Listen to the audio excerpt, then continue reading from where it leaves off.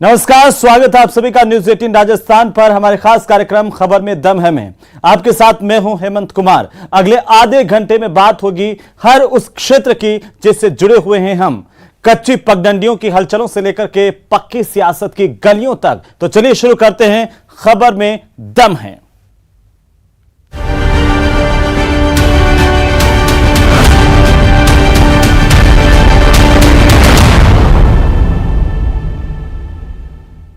और खबर में दम है में आज सबसे पहले बात होगी कैबिनेट मंत्री के बेटे की। सरकार के कद्दावर मंत्री महेश जोशी के बेटे रोहित जोशी के खिलाफ रेप और मारपीट के गंभीर आरोप लगे हैं। मामला राजस्थान का है, लेकिन एफआईआर दिल्ली में दर्ज हुई है। इसे लेकर के सियासत भी हो रही है गर्म और कांग्रेस पूरे मामले को लेकर के कश्मकश में है। वहीं बीजेपी महिला अपराध को लेकर के लगातार सरकार पर हमलावर है। यह खास रिपोर्ट देखिए।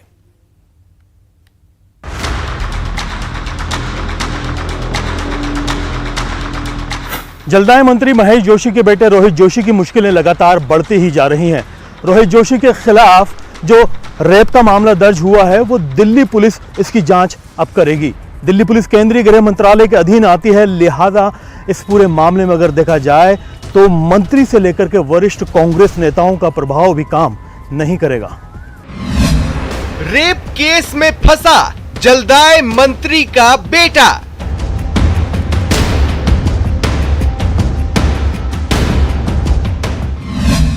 दिल्ली पुलिस के हवाले बलात्कार केस की जांच। बीजेपी ने सरकार को घेरा मंत्री पुत्र को बचाने का आरोप।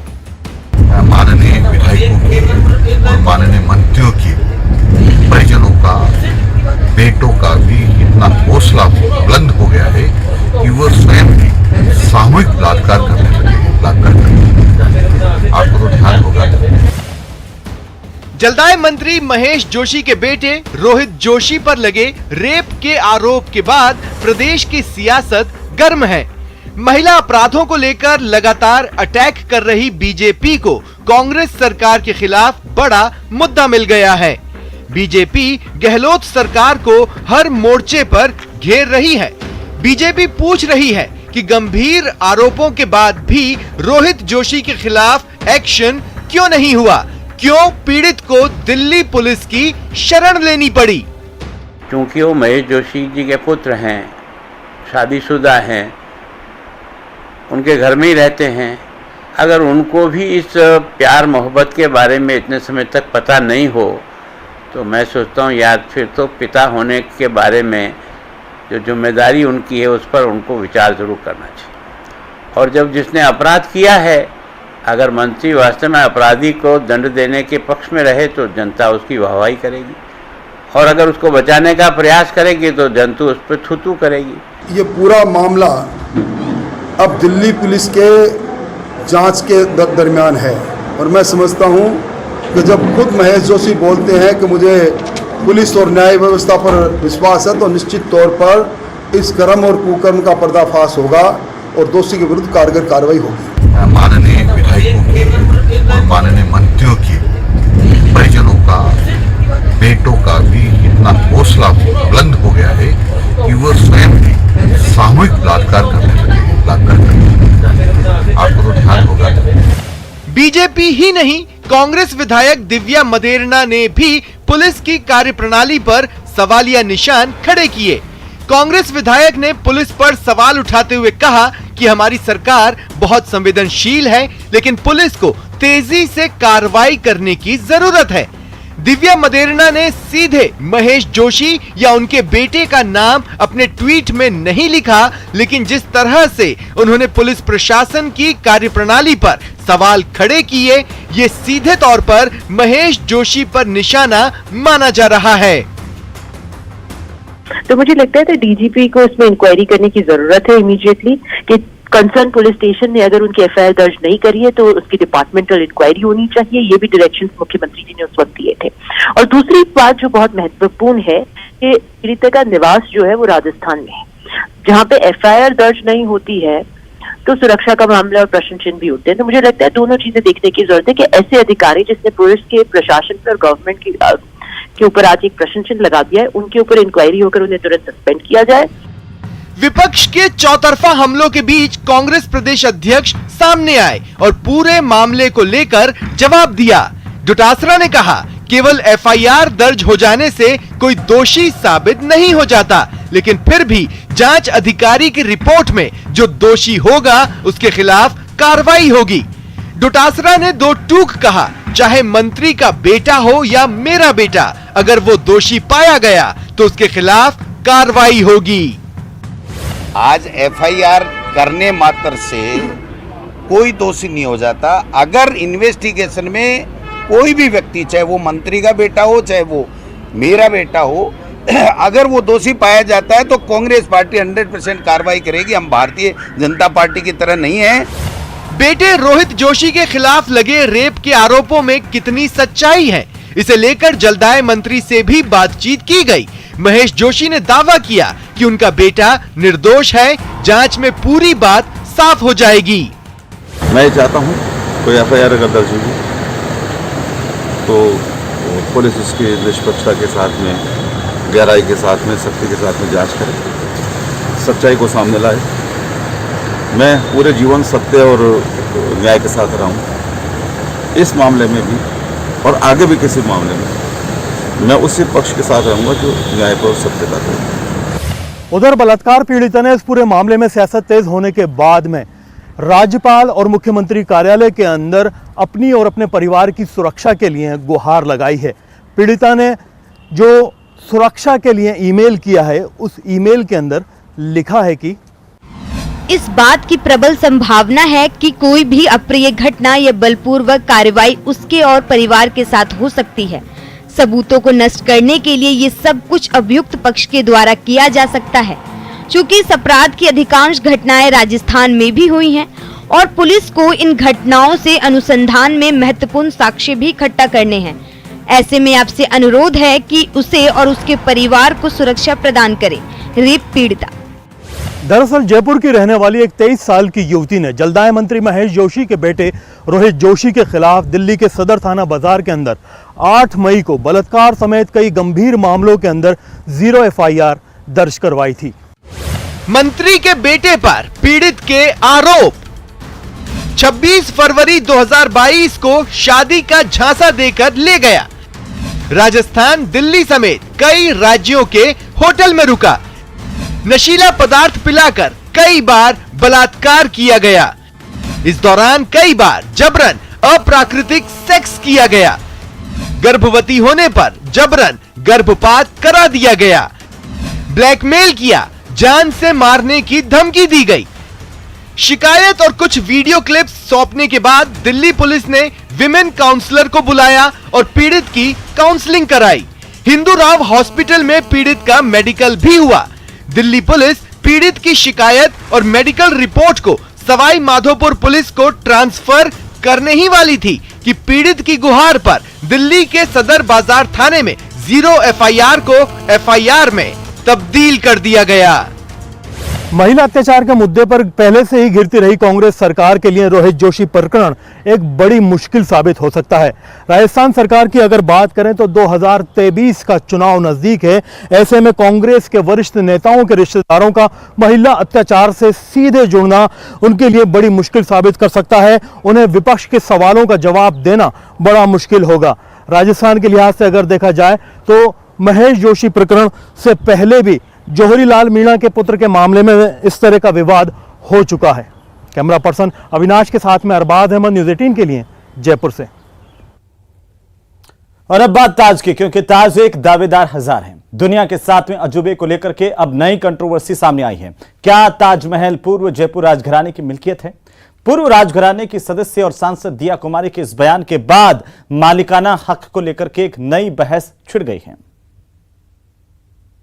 ताजमहल के तहखाने के 22 कमरों को खोलने की याचिका को भले ही इलाहाबाद हाईकोर्ट की लखनऊ बेंच ने खारिज कर दिया हो, लेकिन मोहब्बत की इस ऐतिहासिक इमारत पर कई विवाद अब भी बरकरार हैं।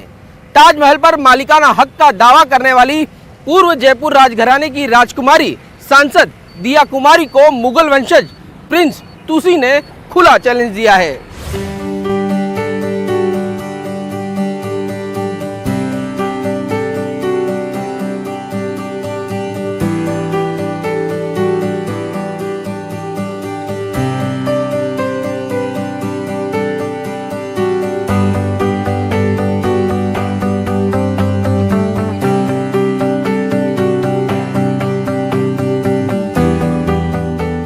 शाहजहां ने इस पे कब्जा किया। डेफिनेटली वो जमीन जयपुर पूर्व राज परिवार की जमीन थी और जो भी डॉक्यूमेंट्स है हम लोग प्रोवाइड करेंगे। अगर कोर्ट आदेश देगा तब जो प्रॉपर्टी थी वो बिल्कुल हमारे परिवार की थी। ताजमहल पर नई कंट्रोवर्सी, दिया कुमारी को प्रिंस तुसी का चैलेंज, मालिकाना का दावा चीप पब्लिसिटी स्टंट। आखिर किसका है 7वां अजूबा?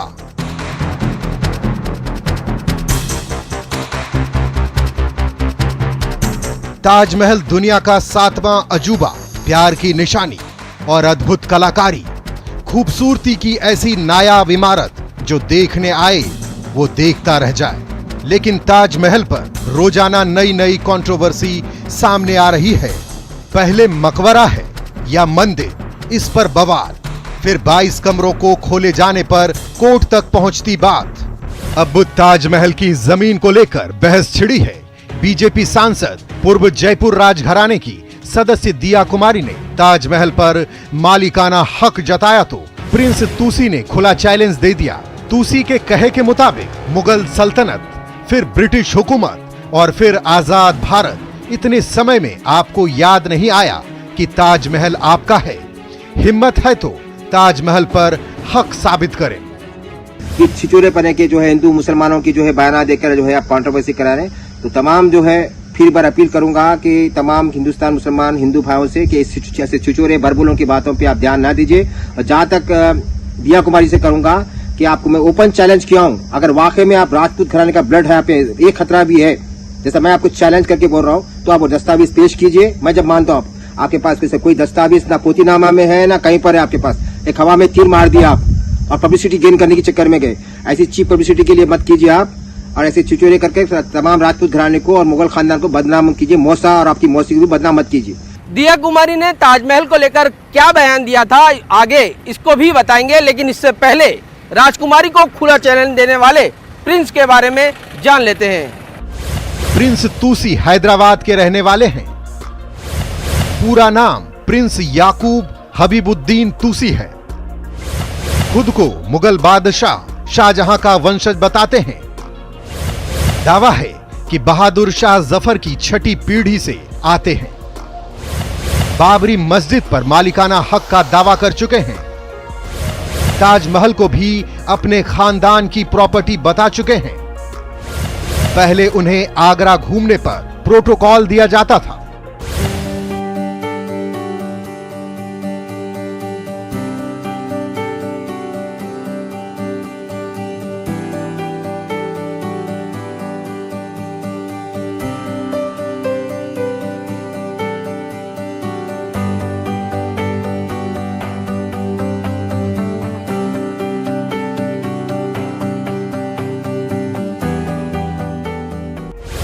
हमारे पास जो दस्तावेज हैं वो बताते हैं कि यहाँ जयपुर राज परिवार का पैलेस था जिस पर शाहजहां ने कब्जा कर लिया था। मैंने सुना है कि उसके बदले में कोई मुआवजा दिया गया, लेकिन उस समय ऐसा कोई कानून नहीं था कि उसके खिलाफ अपील कर सकते थे या उसके विरोध में कुछ बोल सकते थे। अब अच्छा है कि किसी ने आवाज उठाई और कोर्ट में याचिका दायर की है। अगर जरूरत पड़ेगी तो हम इससे जुड़े सबूत कोर्ट में मुहैया कराएंगे। ताजमहल के कुछ कमरे या कुछ पार्ट हैं जो सील हैं, उसे खोला जाना चाहिए और उसकी जांच होनी चाहिए, तभी पता चलेगा कि ताजमहल की जगह क्या था। जो उन्होंने कहा है कि कमरे खोले जाने चाहिए, कुछ कमरे हैं जो बंद है, कुछ पार्ट है ताजमहल का जो बंद है, सील्ड है, उस पर डेफिनेटली इंक्वायरी होनी चाहिए, उसको खोलना चाहिए कि वहाँ क्या था क्या नहीं था। देखिए वो सारे फैक्ट्स तो तभी एस्टैब्लिश होंगे जबकि एक बार प्रॉपर उसकी इंक्वायरी होगी और कोर्ट आदेश देगा कि इसको डेफिनेटली इसमें पता करना चाहिए कि पहले क्या था। दिया कुमारी के बयान में कितना दम है, इस पर इतिहासकारों की राय कुछ अलग है। वरिष्ठ इतिहासकार रणवीर सिंह की माने तो दिया की बात में आधी सच्चाई है। ये सच है कि जमीन दिया कुमारी के परिवार के तरफ से दी गई थी, लेकिन इस जमीन के बदले दिया कुमारी के परिवार को 2 हवेलियां दी गई थी।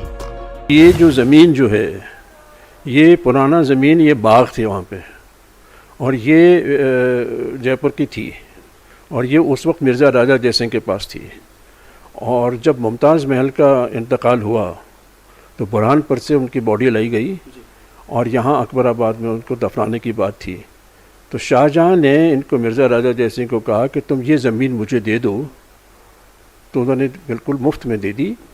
मगर शाहजहाँ ने इनको 2 हवेलियाँ ताजगंज में दी थी। तो ये तो मामला ख़त्म हो गया, और वहाँ पे कोई इमारत नहीं थी, बाग था, अपने फवारे वगैरह सब बने हुए थे, ये सब चीज़ें थी वहाँ पे। उसके ऊपर इन्होंने ये मकबरा बनाया ताज का, और ये मुमताज़ का ताज बना। इससे पहले भी ताजमहल को लेकर अलग अलग दावे किए जा चुके हैं। 1965 में इतिहासकार पीएन ओक ने अपनी किताब में दावा किया कि ताजमहल एक शिव मंदिर है। 2015 में आगरा के सिविल कोर्ट में ताजमहल को तेजो महालय मंदिर घोषित करने की याचिका दाखिल हुई थी। 2017 में बीजेपी सांसद विनय कटियार ने यूपी के मुख्यमंत्री से ताजमहल को तेजो महल घोषित करने की मांग रखी थी। बचपन से किताबों में पढ़ा है कि जब शाहजहां की बेगम मुमताज का निधन हो गया, तब मुगल बादशाह ने 1632 में उनकी याद में खूबसूरत ताजमहल बनवाया था। ताजमहल को लेकर कई तथ्य सामने आए, लेकिन इन तथ्यों को कोर्ट से कभी मान्यता नहीं मिली। अब देखना होगा कि दुनिया के 7वें अजूबे पर किए जा रहे मालिकाना हक को लेकर विवाद कहां तक पहुंचता है। Bureau report, news 18 Rajasthan, Jaipur. और खबर में दम है में अब बात गर्मी की, क्योंकि प्रदेश में एक तरफ गर्मी का पारा 48 के पार है, तो दूसरी तरफ बिजली कटौती की मार लगातार लोगों पर पड़ रही है। पावर क्राइसिस के बीच सरकार को अपील करनी पड़ रही है कि प्रदेशवासी बिजली का सदुपयोग करें। उधर बिजली की मांग और आपूर्ति का अंतर लगातार बढ़ता जा रहा है। क्या प्रदेश में बिजली संकट के लिए सिर्फ कोयले की किल्लत ही जिम्मेदार है? और अगर कोयले की किल्लत ही इसकी जिम्मेदार है, तो पहले से इस संकट के निपटने के लिए इंतजाम क्यों नहीं किए गए? यही सवाल प्रदेश की जनता पूछ रही है, और यही बात बीजेपी भी सरकार से जानना चाहती है। लेकिन सरकार का तर्क है कि बिजली संकट सिर्फ राजस्थान का संकट नहीं है। इस प्रकार का संकट लंबे समय बाद आया है। एकदम से डिमांड बढ़ी है। राजस्थान में जितना हमारा बिजली का प्रोडक्शन होता है, उससे 33% अधिक डिमांड बढ़ी है।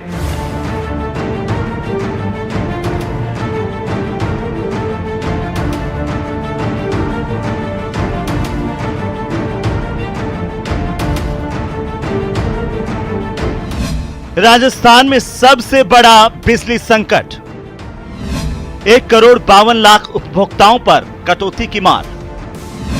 भीषण गर्मी में बिजली क्राइसिस से त्राहिमाम।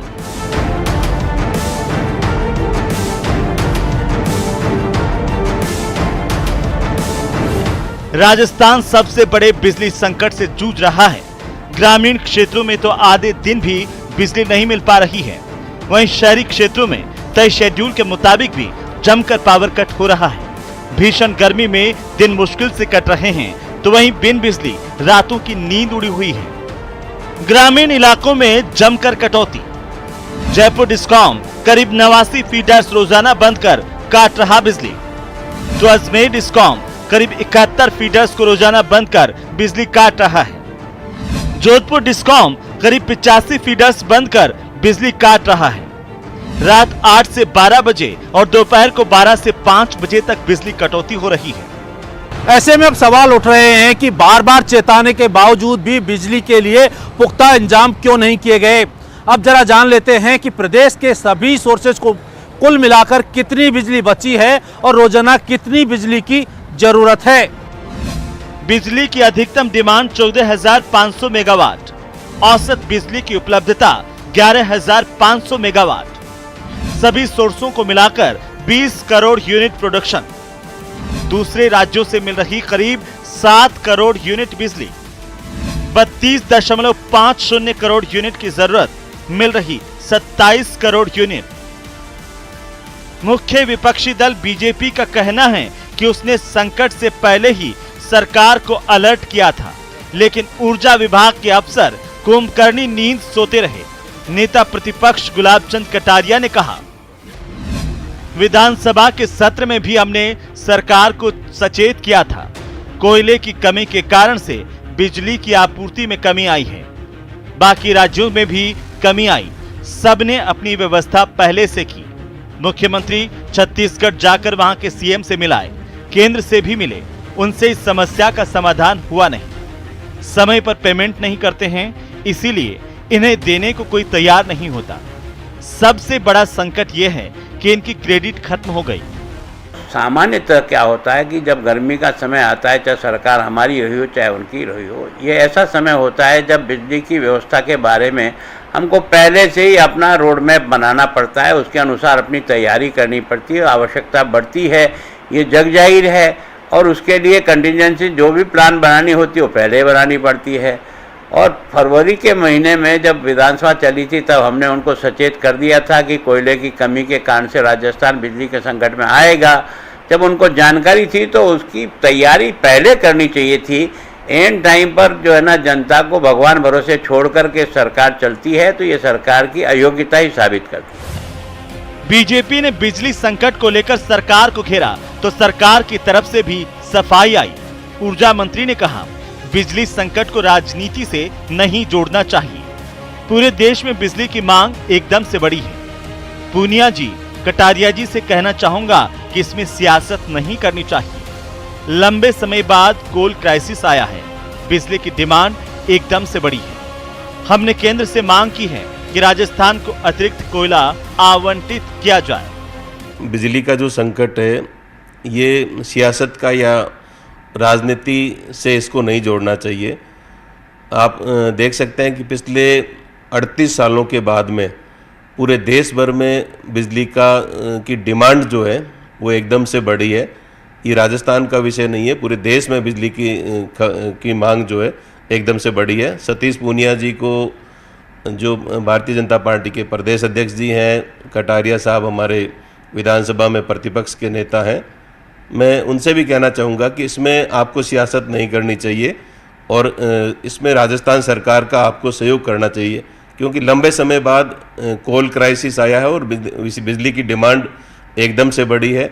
हम पिछले 2 महीने से लगातार केंद्रीय कोयला मंत्री जी से भी मिले हैं, ऊर्जा मंत्री जी से भी मिले हैं, और हमने ये मांग की है कि राजस्थान को अतिरिक्त कोयला आवंटन किया जाए। ऊर्जा मंत्री आपकी बात मान भी लें कि विपक्ष बिजली संकट पर सियासत कर रहा है। केंद्र ने अतिरिक्त कोयला नहीं पहुंचाया, लेकिन बिजली संकट पर बड़े सवाल। पहले एनर्जी असेसमेंट कमेटी की बैठक क्यों नहीं हुई? गर्मी में बिजली क्राइसिस के लिए क्यों नहीं बना प्लान? महंगी बिजली खरीद के बावजूद पूरी सप्लाई क्यों नहीं? सरकार को जब पता था गर्मी सिर पर है और पारा 45 डिग्री के पार जाएगा और कोयले का संकट गहराएगा, तो फिर बिजली संकट के वैकल्पिक इंतजाम क्यों नहीं किए गए? भीषण गर्मी में प्रदेशवासियों को अंधेरे में क्यों छोड़ दिया गया? और फिलहाल हमारे इस खास कार्यक्रम में इतना ही। नमस्कार।